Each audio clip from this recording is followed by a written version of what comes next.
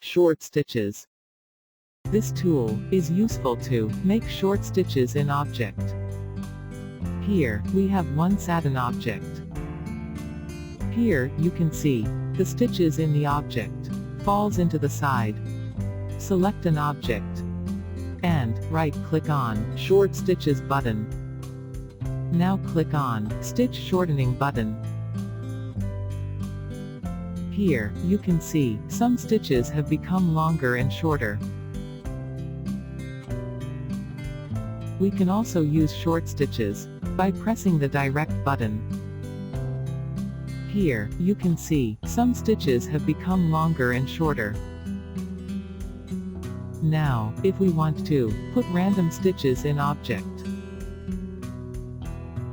turn on Randomize button. Here, you can see some stitches are randomized.